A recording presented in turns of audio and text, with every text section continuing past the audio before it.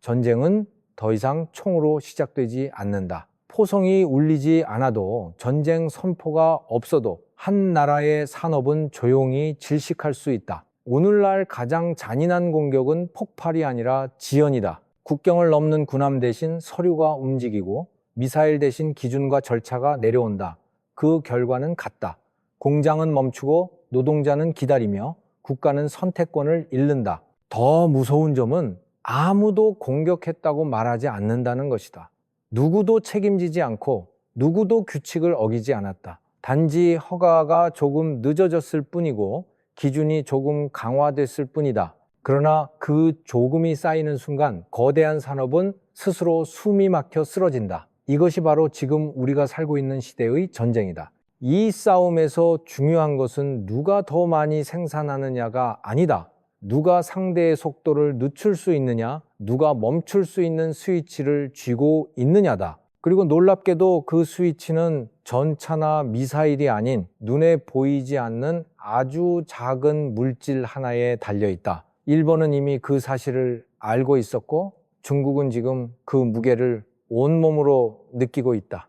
이 이야기는 총 없는 전쟁에 대한 보고서이자 우리가 아직 제대로 직시하지 못한 현실의 기록이다. 1. 보이지 않는 패배의 기억. 15년 전 일본의 굴욕. 15년 전 일본은 전쟁에서 진 것이 아니었다. 그러나 그 패배는 전쟁보다 더 뼈아팠다. 총성이 울리지도 않았고 국경이 봉쇄되지도 않았다. 그저 하나의 수출이 막혔을 뿐이었다. 중국이 히토류 수출을 조이자 일본의 공장들은 동시에 불안에 빠졌다. 전기차, 전자제품, 정밀모터, 방위산업까지 이어진 일본의 핵심 제조업이 한 가지 자원에 얼마나 깊이 의존하고 있었는지가 그 순간 드러났다. 당시 일본은 스스로를 기술 강국이라 믿고 있었다. 세계 최고 수준의 품질과 공정을 가진 나라, 글로벌 산업의 중심에 서 있다고 자부했다. 그러나 현실은 냉혹했다. 히토류 수입의 대부분을 중국에 의존하고 있다는 사실 하나만으로 일본은 선택지를 잃었다.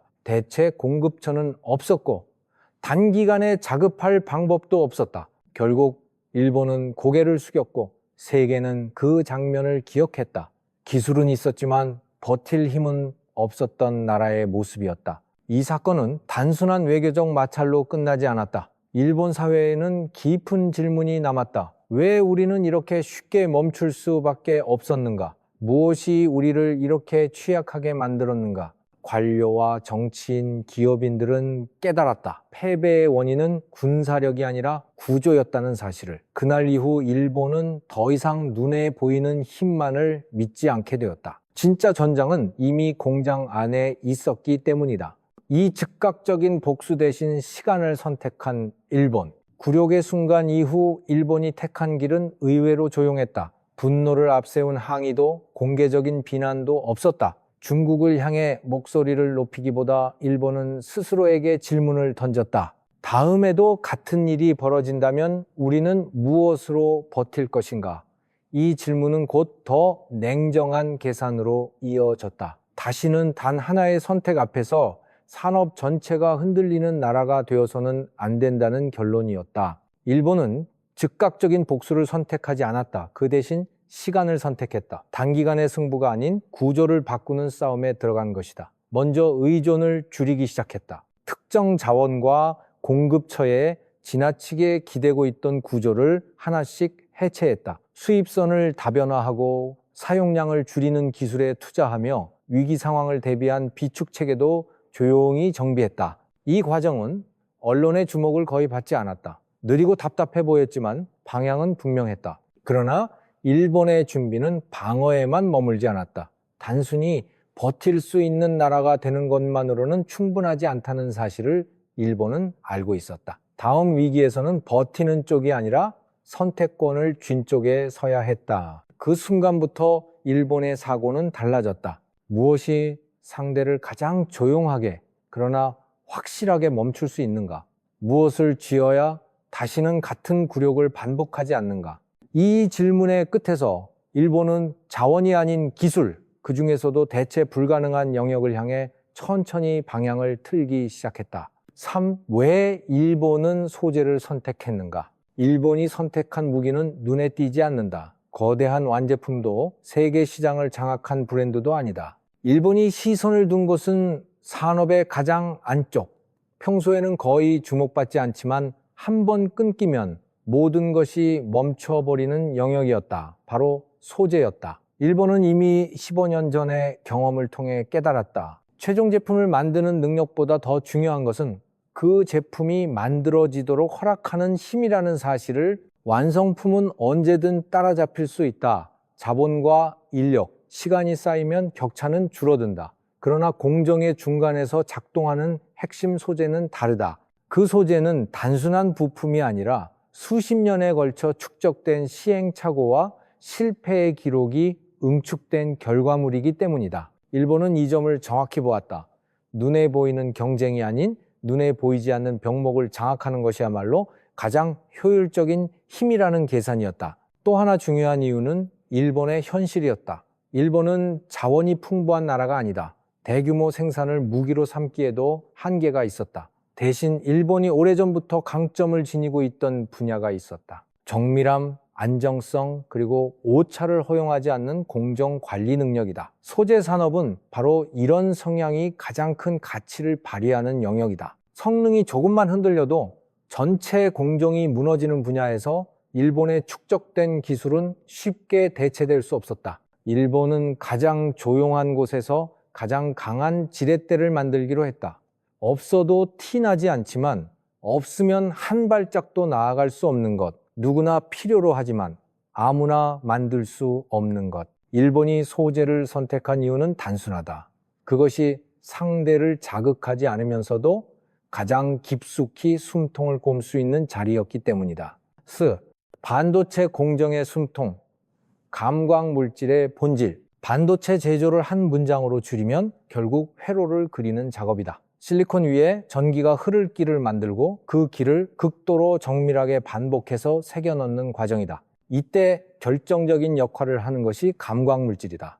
감광물질은 빛의 반응에 화학적으로 변하며 회로의 형태를 남긴다. 아무리 설비가 정교하고 기술자가 숙련되어 있어도 이 물질이 없거나 불안정하면 공정은 시작조차 할 수 없다. 감광물질은 반도체 산업의 숨통이다. 중요한 점은 이 물질이 단순한 화학 제품이 아니라는 사실이다. 감광물질은 분자 구조 하나하나가 치밀하게 설계되어야 하며 극미세 공정에서도 항상 동일한 반응을 보여야 한다. 회로가 머리카락보다 수만 배 얇아질수록 감광물질이 허용하는 오차의 범위는 거의 사라진다. 조금만 흔들려도 회로는 무너지고 칩은 불량이 된다. 이 때문에 감광물질의 성능은 이론이 아니라 현장에서 증명되어야 한다. 또한 감광물질은 공정장비와 깊이 얽혀 있다. 반도체 장비는 한 대만 문제가 생겨도 막대한 손실을 초래한다. 검증되지 않은 감광물질을 사용하는 순간 수율 저하를 넘어 장비 오염이라는 치명적인 위험이 발생한다. 그래서 기업들은 새로운 선택을 쉽게 하지 못한다. 안정성이 입증된 감광물질을 고집할 수밖에 없는 구조다. 이 지점에서 감광물질은 단순한 재료를 넘어선다. 그것은 수십 년 동안 축적된 실패와 성공의 기록이며 공정을 안전하게 움직이게 하는 보이지 않는 규칙이다. 일본이 이 영역에서 강한 이유도 여기에 있다. 감광물질은 만드는 기술이 아니라 안전하게 반복해 쓰는 기술이기 때문이다. 이 숨통을 쥐는 순간 반도체 산업 전체의 호흡은 자연스럽게 그 손에 맡겨진다. 5. 중국은 왜 만들고도 쓰지 못하는가? 중국을 이야기할 때 흔히 따라붙는 말이 있다. 결국 중국은 다 만든다는 말이다. 실제로 중국은 수십 년 동안 수많은 산업에서 이 말을 증명해 왔다. 고속철도, 통신장비, 배터리, 태양광 설비까지 한때는 넘볼 수 없다고 여겨졌던 영역을 빠른 속도로 따라잡았다. 그렇다면 자연스러운 질문이 생긴다. 왜 중국은 감광물질만큼은 여전히 일본을 벗어나지 못하는가? 더 정확히 말하면 왜 만들 수는 있는데 쓰지 못하는가? 이 질문의 핵심에는 많은 이들이 간과하는 차이가 있다. 바로 제조와 사용의 차이다. 실험실에서 감광물질을 합성하는 것과 그 물질을 대규모 반도체 공정에 안정적으로 투입하는 것은 전혀 다른 문제다. 반도체 공정은 극단적으로 예민하다. 수많은 공정이 연쇄적으로 연결되어 있고 어느 한 단계라도 흔들리면 전체가 무너진다. 감광물질은 그 중에서도 가장 민감한 위치에 놓여 있다. 빛에 대한 반응이 언제나 동일해야 하고 환경이 조금만 바뀌어도 결과가 달라지면 안 된다. 문제는 여기서 끝나지 않는다. 성능이 완벽하지 않은 감광물질을 쓰는 것은 단순히 불량률이 높아지는 문제가 아니다. 그것은 장비를 위험에 빠뜨리는 선택이다. 반도체 장비는 한 대의 가격이 상상을 초월한다. 렌즈나 내부가 오염되는 순간 생산 차질은 물론 장비 수명까지 단축된다. 기업 입장에서 검증되지 않은 감광물질을 사용하는 것은 기술 실험이 아니라 자산을 걸고 하는 도박에 가깝다. 이 때문에 중국 기업들은 선택의 기로에 선다. 국산 감광물질을 사용하면 자립이라는 명분을 얻을 수 있다. 그러나 그 대가로 생산 안정성을 포기해야 할 수도 있다. 반면 일본산 감광물질을 사용하면 수율은 높고 공정은 안정된다. 기업의 판단은 냉정하다. 이 선택이 반복되면서 중국은 만든다와 쓴다 사이에서 멈춰서게 된다. 여기에 검증의 시간이라는 장벽이 더해진다. 감광물질은 단기간 시험으로 끝나지 않는다. 수개월, 수년에 걸친 반복 사용 속에서만 신뢰가 쌓인다. 일본이 쥐고 있는 것은 기술 그 자체가 아니라 그 시간을 통과한 신뢰다. 6. 비축할 수 없다는 결정적 약점. 감광물질이 일본의 손에서 가장 날카로운 무기가 될 수 있었던 이유는 기술의 난이도나 시장 점유율만이 아니다. 그보다 훨씬 치명적인 조건이 하나 있다. 이 물질은 비축할 수 없다는 점이다. 대부분의 전략 자원은 시간을 살 수 있다. 석유는 저장 탱크에 쌓아둘 수 있고 곡물은 창고에 보관할 수 있다. 과거 일본이 흔들렸던 히토류조차 일정량을 비축하면 단기 충격은 견딜 수 있었다. 그러나 감광물질은 이 공식이 통하지 않는다. 감광물질은 극도로 불안정한 화학물질이다. 시간이 지나면 분자 구조가 서서히 변하고 성능은 급격히 떨어진다. 유통기한은 길어야 몇 달에 불과하며 실제로 공정에 투입할 수 있는 기간은 그보다 훨씬 짧다. 입고, 검사, 대기 시간을 거치고 나면 사용할 수 있는 시간은 손에 꼽힌다. 이 시기를 넘긴 감광물질은 그대로 폐기해야 한다. 미리 사두고 버티는 전략 자체가 성립하지 않는 구조다. 이 사실이 의미하는 바는 분명하다. 공급이 조금만 늦어져도 곧바로 압박이 시작된다는 것이다. 지금 받지 못하면 다음 달 생산은 어떻게 되는가라는 질문이 현실이 된다. 반도체 공장은 하루만 멈춰도 막대한 손실이 발생한다. 그래서 기업들은 항상 일정 수준의 재고를 유지해야 하지만 그 재고를 길게 쌓아둘 수는 없다. 이 모순적인 구조는 우회 수입조차 어렵게 만든다. 운송이 지연되는 순간 품질이 떨어지고 결국 쓸 수 없는 물질이 된다. 더 무서운 것은 실제로 공급이 끊기지 않아도 된다는 점이다. 끊길 수 있다는 가능성만으로도 산업은 흔들린다. 투자 계획은 보류되고 확장은 늦춰진다. 감광물질은 단순한 소재가 아니라 시간을 지배하는 도구다. 일본은 이 시간을 쥐고 있다. 그리고 그 손은 소리 없이 그러나 피할 수 없게 조여온다. 7. 일본의 경제 안보 설계도 일본이 감광물질을 무기로 만들 수 있었던 이유는 기술 그 자체에만 있지 않다. 더 근본적인 배경에는 기술을 국가 전략으로 끌어올린 설계도가 존재한다. 일본은 오래전부터 한 가지 사실을 분명히 인식해왔다. 시장의 모든 것을 맡겨서는 국가의 생존을 보장할 수 없다는 점이다. 핵심 산업은 결국 외교와 안보의 영역으로 편입될 수밖에 없다는 현실을 일본은 받아들였다. 이 인식은 경제안보라는 이름으로 구체화되었다. 일본이 말하는 경제안보의 핵심은 두 가지다. 하나는 다른 나라의 결정 하나로 자국 산업이 흔들리지 않도록 하는 자율성이고, 다른 하나는 세계 공급망에서 일본이 빠지면 안 되는 위치를 차지하는 불가결성이다. 일본은 이 두 가지를 동시에 확보해야만 진정한 안전이 완성된다고 판단했다. 그래서 단순한 보호 정책이 아니라 구조 자체를 설계하기 시작했다. 이 설계는 법과 제도로 이어졌다. 특정 물자가 국가 안보와 연관될 경우 정부가 합법적으로 관리에 개입할 수 있는 틀이 마련되었다. 겉으로 보기에는 행정 절차에 불과하지만 실제로는 공급의 속도와 범위를 조절할 수 있는 강력한 수단이다. 일본은 이를 금지나 통제가 아니라 관리라는 표현으로 포장했다. 이로써 국제 규범을 어기지 않으면서도 선택권을 손에 갤 수 있게 되었다. 또 하나 중요한 요소는 역할 분담이다. 정부는 방향과 틀을 제시하고 기업은 그 안에서 기술을 축적한다. 단기적인 수익보다 장기적인 국가 가치를 우선하는 영역에서는 정부가 리스크를 흡수한다. 일부 기술은 공개하지 않고 관리 대상으로 두어 추격의 속도를 늦춘다. 이처럼 치밀하게 설계된 구조 속에서 감광 물질은 단순한 소재를 넘어 일본이 세계와 협상할 수 있는 핵심 카드로 자리 잡게 되었다. 8. 미국은 어디에 서 있는가? 일본의 감광물질 전략을 이해하려면 반드시 함께 봐야 할 나라가 있다. 바로 미국이다. 이 싸움은 일본과 중국만의 대결이 아니다. 겉으로 보기에는 일본이 전면에 나서 있는 것처럼 보이지만 그 뒤에는 더 넓은 판을 설계한 존재가 있다. 미국은 반도체 산업의 가장 위쪽을 쥐고 있는 나라다. 무엇을 만들 수 있는지, 어디까지 허용되는지를 정하는 기준이 미국을 중심으로 형성되어 있다. 미국이 설계와 핵심 장비를 통제한다면 일본은 그것이 실제로 작동하게 만드는 영역을 쥐고 있다. 미국이 머리라면 일본은 혈관과 같다. 어느 한쪽만으로는 산업이 돌아가지 않는다. 이 구조 속에서 중국은 항상 중간에 놓인다. 생산 능력과 시장 규모를 앞세워 따라잡으려 하지만 위에서는 기준이 막히고 아래에서는 속도가 조절된다. 중요한 점은 미국이 직접 나서지 않는다는 것이다.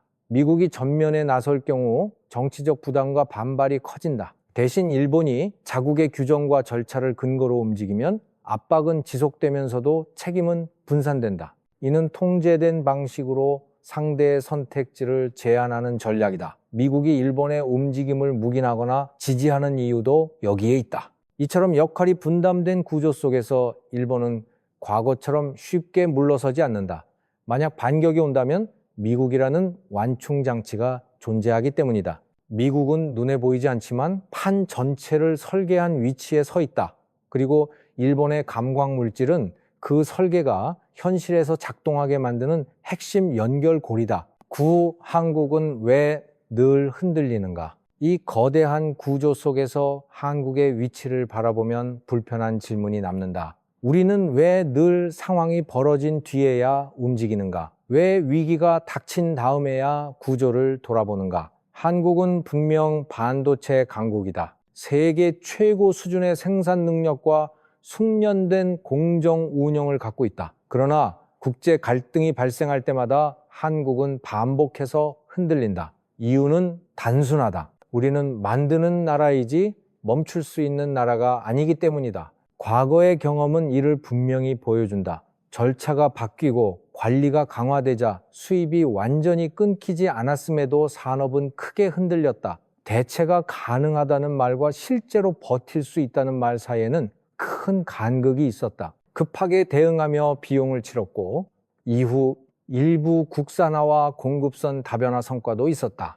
그러나 그 성과가 상대의 선택을 바꿀 수 있는 힘으로 이어졌는지는 냉정하게 물어야 한다. 한국이 처한 구조적 한계는 분명하다. 위험 부담이 민간 기업에 과도하게 집중되어 있다. 핵심 소재 개발은 실패 가능성이 높고 장기간 투자가 필요하지만 그 비용은 기업이 감당해야 한다. 이 구조에서 기업은 안정성을 우선할 수밖에 없다.